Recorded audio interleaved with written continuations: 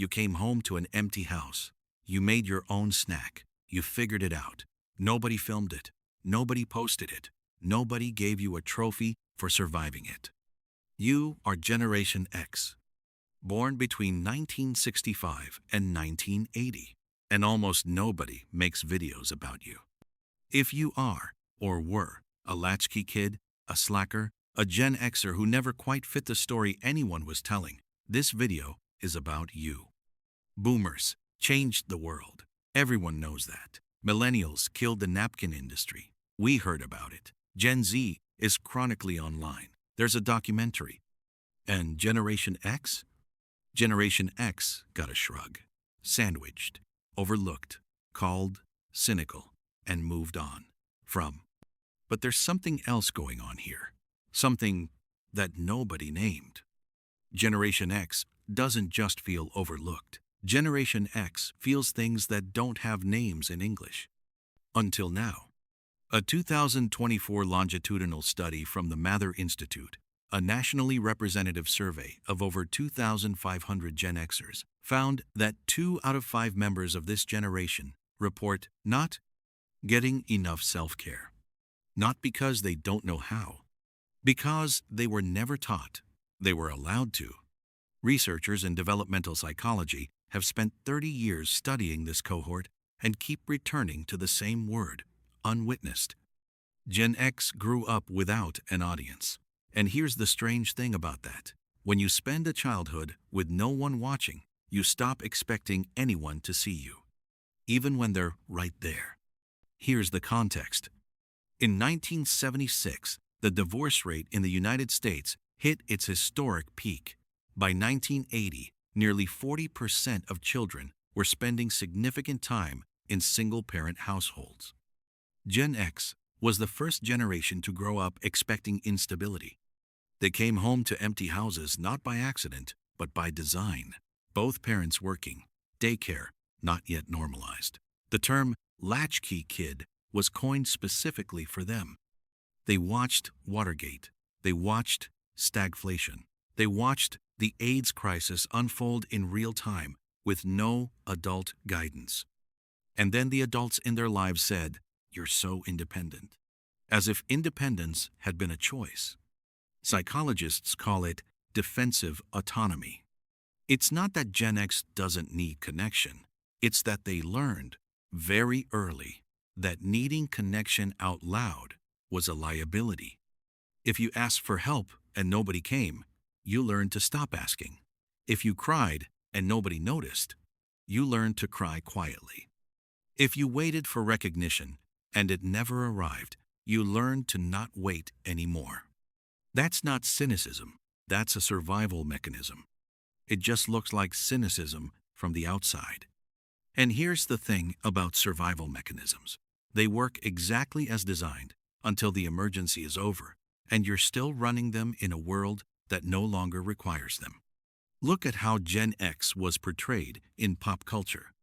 In The Breakfast Club 1985, 5 teenagers in detention. Every single one of them has been failed by an adult. Every single one of them is performing a version of themselves that isn't real. The whole movie is about the exhaustion of that performance. In Reality Bites 1994, the Gen X protagonist has a journalism degree and can't get a callback. The tagline was literally, "A comedy about love in the time of cable TV." Nobody could figure out how to describe what was happening to this generation, so they made it a joke. There's a word from the Dictionary of Obscure Sorrows for this. It's called Monachopsis, the subtle, persistent feeling of being out of place. Not unwelcome, just slightly off, like a piece that doesn't quite fit the puzzle it was placed in. Gen X didn't invent that feeling, but they lived it collectively for decades, while everyone else was busy naming other generations. Here is the thing that doesn't get said.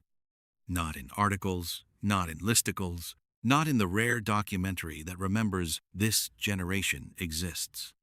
The deepest wound of Generation X is not economic. It's not political. It's not even the divorce rate or the empty house. It's this. They were never told they were enough.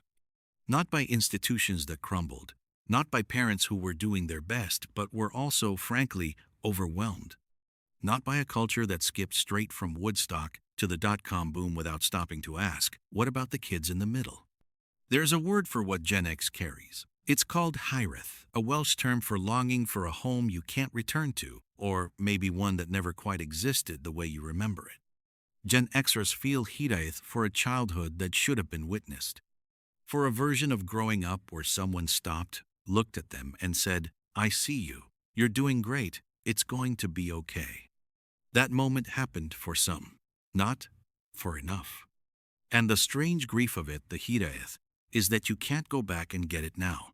The place exists. The people exist. But the moment doesn't. There's also what's called Kenopsia, the eerie feeling of a place built for people when the people are gone. For Gen X, that place is their childhood. The structure is still there in memory. The mall, the school, the Saturday morning cartoons. But the version of them that belonged to that time is gone. And when they look back, they can feel the absence. And then there's the feeling of being in a crowd and still being invisible. Of being at the office, or the neighborhood barbecue, or even a family dinner present, functional, contributing, and still running that quiet background process. Does anyone actually see me here? That's Monachopsis again. It doesn't go away when you warm up. It doesn't go away when you succeed. For many Gen Xers, it's just running all the time. A low hum they've gotten so used to, they forgot it wasn't supposed to be there. Here's what grew from all of that. A 2023 Gallup study on workplace adaptability found that Gen X managers consistently outperform other cohorts in ambiguity, to tolerance, the ability to function well when the rules aren't clear and no one is telling you what to do. That's not a coincidence. That's a Latchkey kid, 40 years later, still figuring it out. Gen X has the highest rates of entrepreneurship of any living generation. They are, statistically, the most self-directed workers in the American economy. They are loyal not to institutions, but to people, not to titles, but to competence. They are the generation that learned, if you want something done, you do it. If you want something fixed, you fix it. If you want someone to show up, you become the person who shows up. There's a feeling called Chrysalism, the peace of being sealed inside, warm, while the storm rages outside. Gen X knows that feeling well, not because life got calm, because they built the inside, brick by brick, mostly alone. The warmth they feel now, the tight circle of friends, the competence, the dark humor, the loyalty, they didn't inherit it. They built it out of a childhood that didn't give them enough scaffolding. If you're Gen X, this is for you. You learned not to ask for too much. You learned to be self-sufficient before you were ready. You learned to read the room, manage yourself, and not make a scene. And you did it so well that people forgot to ask if you were okay. You're not cynical, you're calibrated. You're not detached, you're protected. And the independence that everyone praised you for, it cost you something. It's okay to know that. It's okay to name it. The feeling of longing for a version of your childhood where someone paid attention, the feeling of being in a room full of people and still running the question of whether you belong, the feeling of building warmth for yourself because nobody handed it to you. Those feelings have names now. And you are not the only one who has them. If you know a Gen Xer, send them this. Not with a long message. They won't want that.